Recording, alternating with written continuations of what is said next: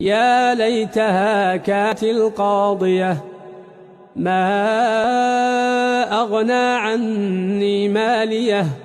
هلك عني سلطانيه خذوه فغلوه ثم الجحيم صلوه ثم في سلسلة ذرعها 70 ذراعا فاسلكوه إنه كان لا يؤمن بالله العظيم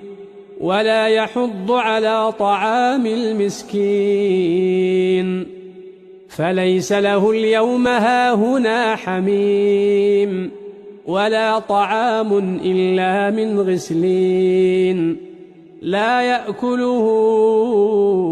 إلا الخاطئون فلا أقسم بما تبصرون وما لا تبصرون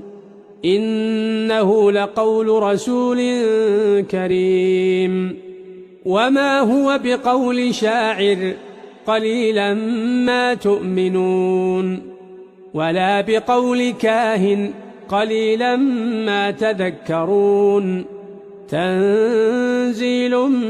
من رب العالمين.